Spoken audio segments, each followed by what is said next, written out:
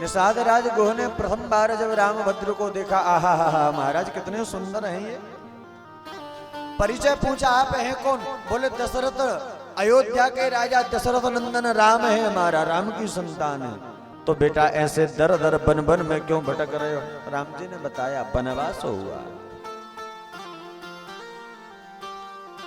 एक बट वृक्ष के नीचे कुशा के आसन पर जैसे ही भगवती जानकी लेटी, राघवेंद्र सरकार लेटे, भैया लक्ष्मण चबूतरे पर बैठ गए। और निषाद राज गुह ने जब देखा, आंखों से अश्रुपात होने लगा। वाह भैया, ये वही भगवती जानकी हैं जिन्हें कौशल्या मैया मानो झूला में झुलाती हूं, और आज जंगल में बन बन में दर दर मानो कुशा के आसन पर लेटी।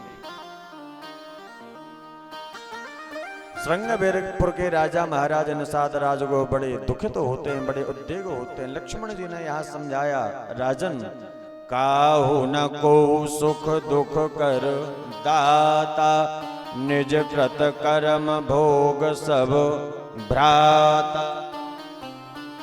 प्रातः काल भया गंगा किनारे परमात्मा पधारे। अब गंगा उस पार जाना है, कैसे जाएं?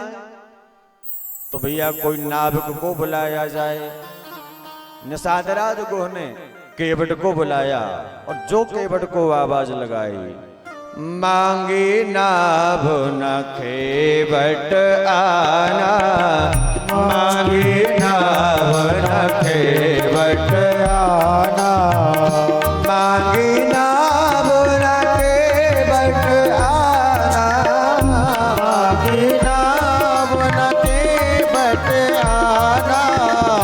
कहीं तुम्हार मरम में जाना, कहीं तुम्हार मरम में जाना। श्री राम जय जय राम, श्री राम जय जय राम। केवट नौका लेके आया, लेकिन कहने लगा, सरकार सुनो, बिना आपके चरणों को धुलाए हम आपको अपनी नौका में नहीं बिठाएंगे। क्यों? बोले इसलिए नहीं बिठाएंगे क्योंकि हम आपके मर्म को जानते हैं। अच्छा भैया, वो मर्म कौन सा है?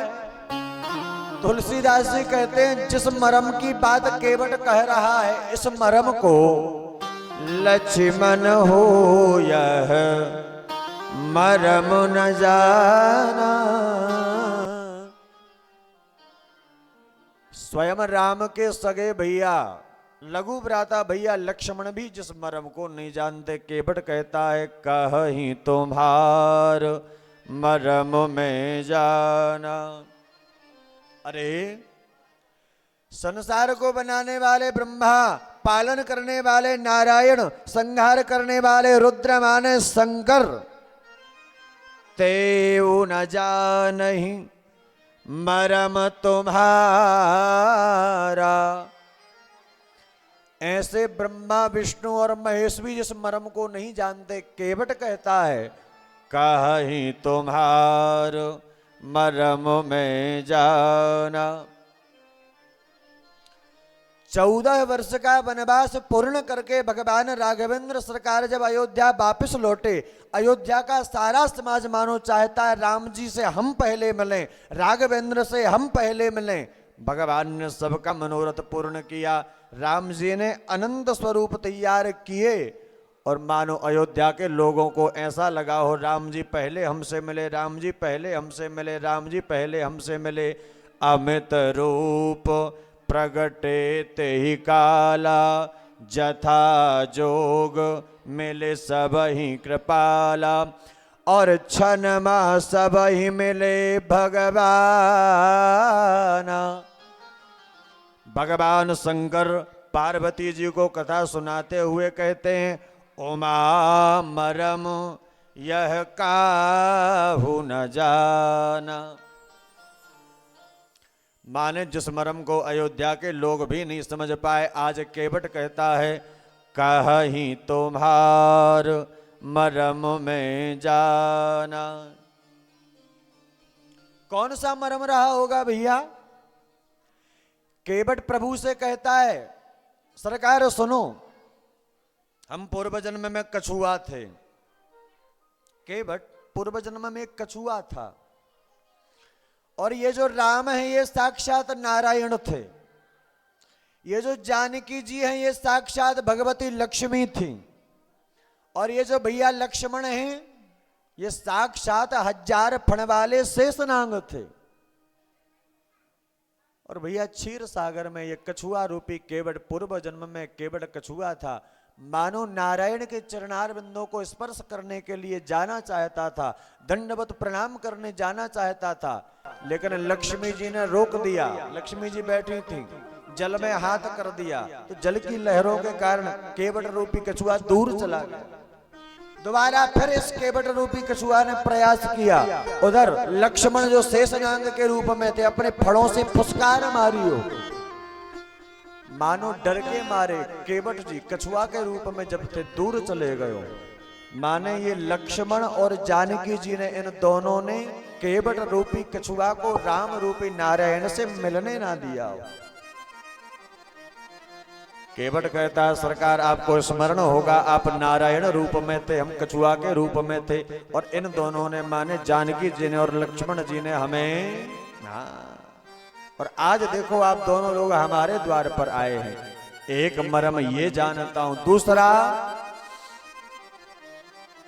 प्रभु हमें आपके चरणों को इसलिए धुलना है, इसलिए पखारना है, यदि आपके चरणों की रज हमारी नौका पर पड़ गई और हमारी नौका भी यदि नारी बन गई, स्त्री बन गई, जैसे आपने अहिल्या पर उद्धार किया, अहिल्या के पाषाण पर, शिला पर, पत्थर पर आपने अपने चरणों की रज को स्पर्श करवाया, और गौतम नारी श्राप बस जो पड़ी थी, पर सतपद पावन शोकन साबन प्रकट भई, तब पुंज सही प्रकट हो गई नारी।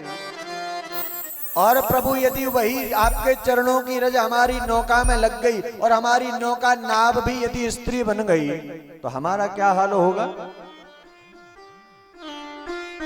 सरकार क्षमा करना, बात कड़वी है लेकिन हमें कहना पड़ेगा। देखो आप अयोध्या के राजा हो, आप अयोध्या के राजा दशरथ की संतान हो, नाम है राम, और आपके पिता महाराज राजा दशरथ, दशरथ राजा के 3 विवाह हुए, माता कौशल्या, माता कैकेयी, माता सुमित्रा। और प्रभु क्षमा करना, यदि राजा दशरथ के 3 विवाह ना हुए होते तो प्रभु शायद आज आपको 14 प्रकार का ये वनवास ना हुआ होता। यही मर्म मैं जानता हूं। सरकार और एक बात सुनो, राम जी का नाम ऐसा है, अरे राम जी के नाम को एक बार जो व्यक्ति जीवन में स्मरण कर लेता है वो संसार रूपी भवसागर से पार हो जाता है। आप कहोगे महाराज कैसे मान लें?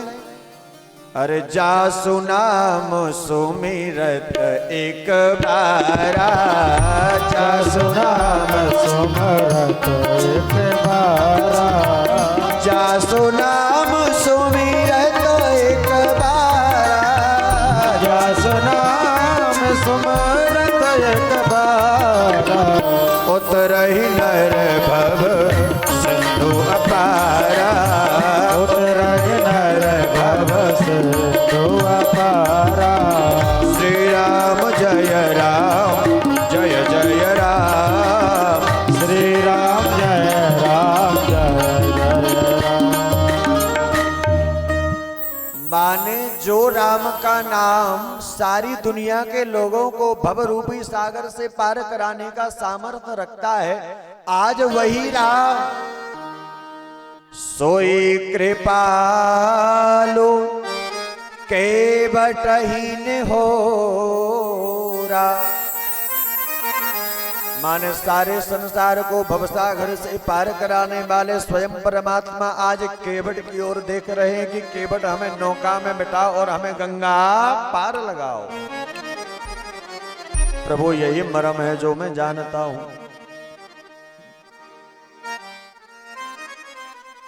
तुलसीदास जी महाराज कहते हैं, केवट कहने लगा प्रभु देखो आपको चरण तो धुलवाने पड़ेंगे। जब तक आप चरण नहीं धुलवाओगे तब तक हम आपको अपनी नौका में बिठाने वाले नहीं हैं, और जब तक नौका में बिठाएंगे नहीं तब तक आप गंगा उस पार नहीं लगोगे। इसलिए चरण धुला। राम जी ने कहा केवट देखो, ये चरण धुलाने का काम ब्राह्मणों का होता है, हम तो क्षत्रिय वंश के राजकुमार। केवट ने कहा सरकार भूल जाओ, आप क्षत्रिय वंश के राजकुमार हो। क्यों? बोले इस समय आप क्षत्रिय वंश के राजकुमार नहीं लग रहे, इस समय आपने भगवा धोती पहन रखी है, भगवा दुपट्टा ओढ़ रखा है, मस्तक पर चंदन लगा रखा है, अपने बालों को केसों को बांध करके जटाओं का जटाजूट बना रखा है, माने आप किसी ब्राह्मण से कम नहीं लग रहे। तापस बेश विशेष उदासी 14 बरस राम बन। और अभी तक तो हम केवल आपके चरणों को धुलने वाले थे, अब आपके पीछे जानकी जी चलती हैं, जानकी जी के पीछे लक्ष्मण जी। माने यदि आपके चरणों की रज माता जानकी के चरणों में लग गई, वही रज जानकी जी के चरणों से होते होते छोटे भैया लघु भ्राता भैया लक्ष्मण के चरणों तक पहुंच गई, तो खतरा तो वही का वही रहेगा। भैया रज तो आपके ही चरणों की है, इसलिए अब हम आप तीनों के चरणों को धुलेंगे। और ऐसे नहीं धुलेंगे, सुनो, आपको स्वयं अपने मुखारविंद से कहना पड़ेगा कि केवट हमारे चरणों को धुलो।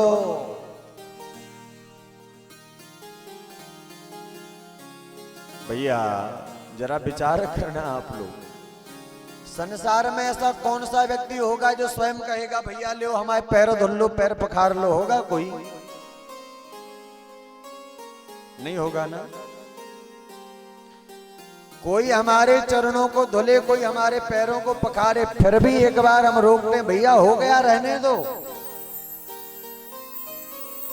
राम जी पड़े धर्म संकट में, कैसे कहें केवट से कि चरणों को धुलो? और सरकार यदि धुलोगे नहीं तो हम पार नहीं जाने देंगे। लक्ष्मण जी को आई गुस्सा, लक्ष्मण जी को आया क्रोध, तरकस में से बाण निकाला, धनुष पर अनुसंधान करके मानो भैया केवट को मारने के लिए तैयार हो गए हो। केवट ने कहा लक्ष्मण जी यदि आप हमें मार दोगे ना तो हम मारे जाएंगे, और मरने के बाद जब ऊपर जाएंगे तो ऊपर कुछ प्रश्न पूछे जाएंगे हमसे। क्या प्रश्न पूछे जाएंगे? बोले किसने मारा, किसके सामने मारा, तुम्हारे क्या क्या अपराध थे जो तुम्हें मार दिया गया, किसने मारा, किसके सामने मारा, किस अपराध के कारण मारा। तो सरकार सुनो हम क्या जवाब देंगे। रघुनाथ के प्राणन ते प्रिय बंधु, भैया रघुनाथ जी को जो अपने प्राणों से भी प्रिय हैं, ऐसे भैया लक्ष्मण लाल ने हमें मारा है। रघुनाथ के प्राणन से प्रिय बंधु, वही मोहि बाण सो मारत हैं। राम जी के छोटे भैया लक्ष्मण ने हमें मारा। अच्छा मरे कहां? मरता हूं कहां सोची गंग के तीर, शरीर से प्राण से धारत हैं। भैया लोग तो मरने के बाद 25 रुपया के वो माटी के घड़ा में भर के जाते हैं प्रयागराज जाते हैं। बुरा न लगाइएगा, जीते जी जो प्रयागराज हुआ है सो हुआ है, और जो जीते जी नहीं जा पाए सो मरने के बाद तीसरे दिन जब फूल उठते हैं, खारी उठती है, तो 25 रुपया का घड़ा मटका उसमें भरा जाता है। मानो केवट कहता है भैया लोग तो मरने के बाद गंगा जी जाते हैं, और मेरा सौभाग्य देखो, मरता हूं कहां सोची गंग के तीर, शरीर से प्राण से धारत हैं। अच्छा अपराध क्या था तुम्हारा जो तुम्हें राम जी के छोटे भैया लक्ष्मण ने मार दिया? तो अपराध सुनो। अपराध यही इस दास का है, प्रभु के पद मंजू पखारत हैं। हमने तो एक लोटा में गंगा जल लिया था, मर्यादा पुरुषोत्तम भगवान राघवेंद्र सरकार के चरणों को धुलने के लिए आया था, पखारने आया था, बस लक्ष्मण जी ने देखा और बाण मार दिया, मर गए हम। यही अपराध है हमारा। भैया जो बाण निकाला था लक्ष्मण जी ने ज्यों का त्यों पीछे कर लिया। बहुत खतरनाक है ये केवट, तो इसको नहीं मारेंगे। केवट कहता है सरकार सुनो, आप अपनी बाड़ी से बोल दो कि केवट जल ले आओ और हमारे चरणों को पखारो। राम जी ने सुना, इतने मुस्कुराए। सुन केवट के पैन प्रेम लपेटे अटपटे, बेहसे करुणा ऐन चितई जान की लखन सन। जानकी जी को देख रहे हैं और लक्ष्मण जी को देख रहे हैं। अभी अभी हमने कहा यही जानकी जी पहले लक्ष्मी थी, यही लक्ष्मण पहले शेषनाग थे, इसलिए राम जी चितई जानकी लखन सन। विलंब होने लगा, देरी होने लगी। राम जी ने कहा केवट सुनो, कृपा सिंधु बोले मुस्काए, कृपा सिंधु बोले मुस्काए, कृपा सिंधु बोले मुस्काए, कृपा सिंधु बोले मुस्काए। जय करो जय तब नाव न जाए, सोई करो जय तब नाव बजाए। राम जी ने मानो विचार करो, राम जी ने बात को घुमा फिरा करके कह दिया, ओ केवट हमारे चरणों को धुल लो, सोई करो। सोई माने वही काम करो जे ही तब नाव न जाए, वही काम करो जिससे तुम्हारी नौका को, नाव को कोई खतरा ना रहे। माने भगवान राघवेंद्र सरकार का इशारा है, केवट जल ले आओ और हमारे चरणों को धुल लो, पखार लो। पर भैया फिर भी केवट मानने को तैयार नहीं हुआ। केवट कहता है सरकार ऐसे में बात नहीं बनेगी, आप अपनी बाड़ी से, अपने मुखारबंद से सीधे शब्दों में बोलो कि केवट जल ले।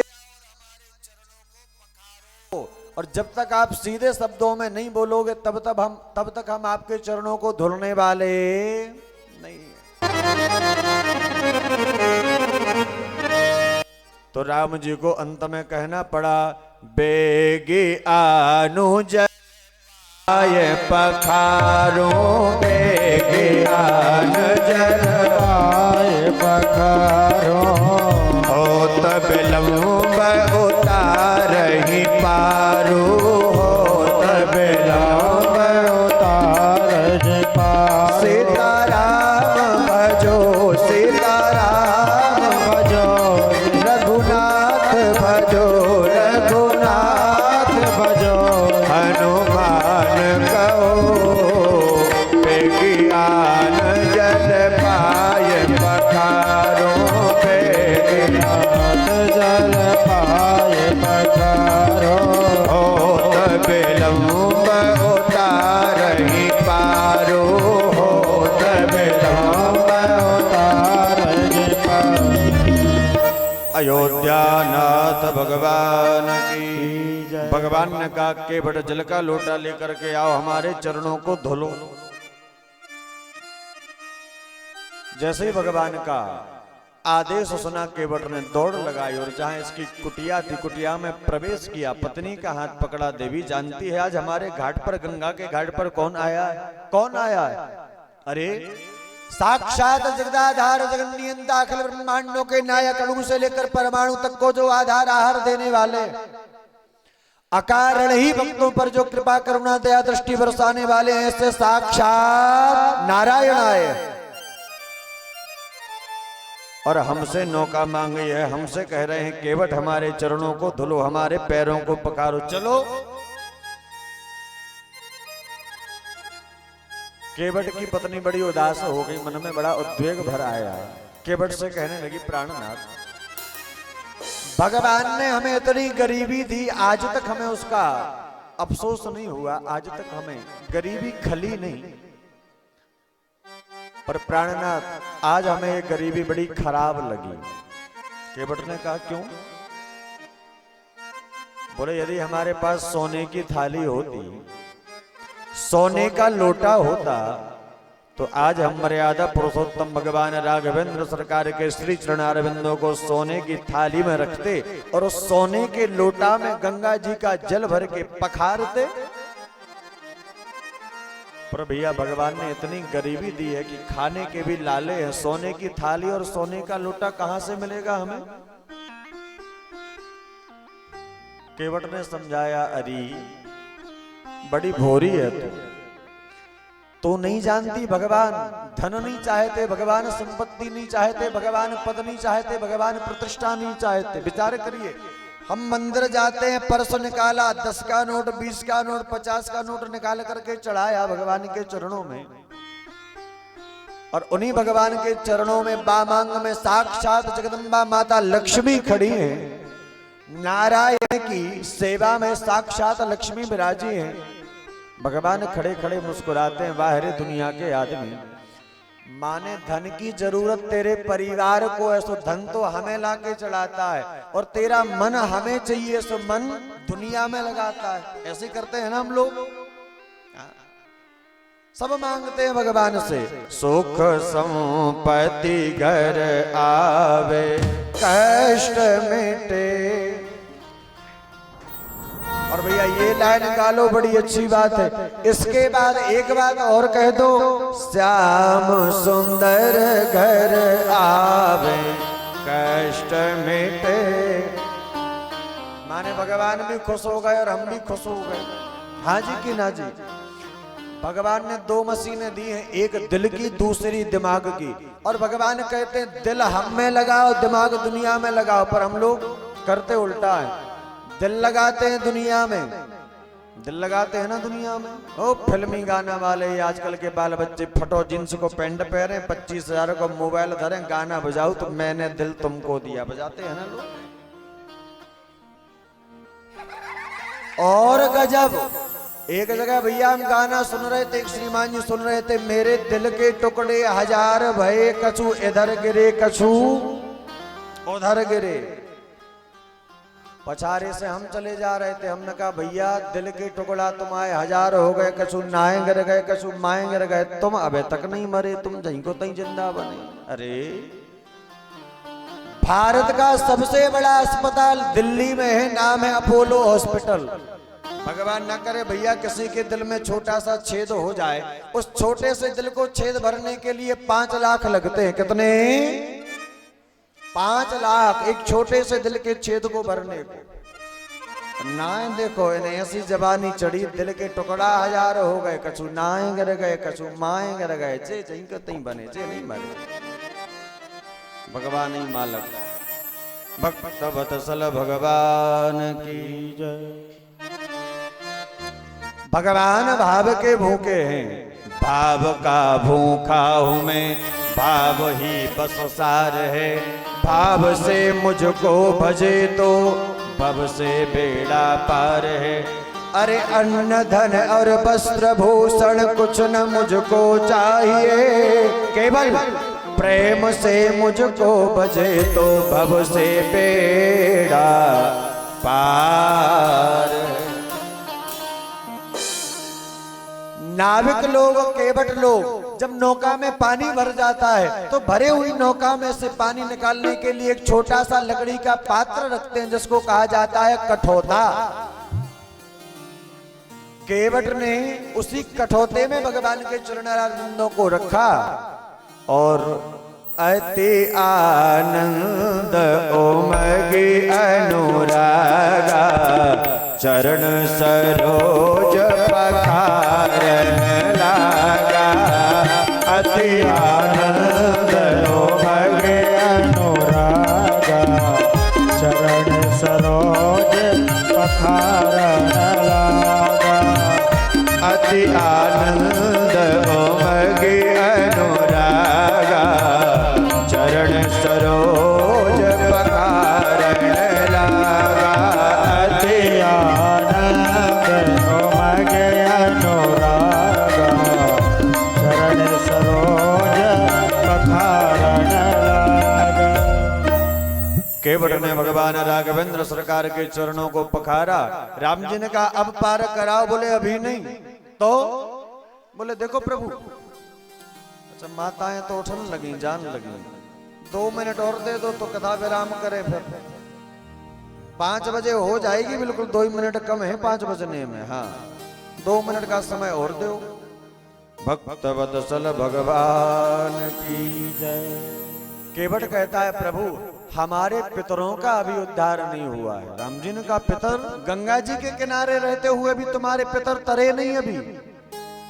कहने लगा सरकार दुनिया भर में हम कहीं भी पाप कर्म करें तो गंगा जी मिटा देती हैं, तार देती हैं, पर भैया जो लोग गंगा जी के किनारे रह करके ही पाप करें उनके पाप को गंगा जी नहीं तारती, नहीं मिटाती। उनके पाप को तो भगवान के चरणारविंद ही तारते हैं। तो पद पखारी जलपान करी आप सहित परिवार, पितर पार करे प्रभु ही पुनि मुदित गयो ले पार। भगवान मर्यादा पुरुषोत्तम राघवेंद्र सरकार को केवट ने गंगा जी के उस पार उतारा। भगवान गंगा के इस पार आकर के खड़े हो गए। अब यहाँ से आगे भगवान कहाँ गए, इसके आगे की चर्चा हम और आप कल ठीक 2 बजे से श्रवण करेंगे। आज कथा को यहीं विराम करें, वाणी को यहीं विश्राम दें। अपनी वाक पुष्पांजलि भगवान श्री सीताराम जी के श्री चरणारविंदों में समर्पित करता हुआ 2 बार भगवान नाम संकीर्तन करें।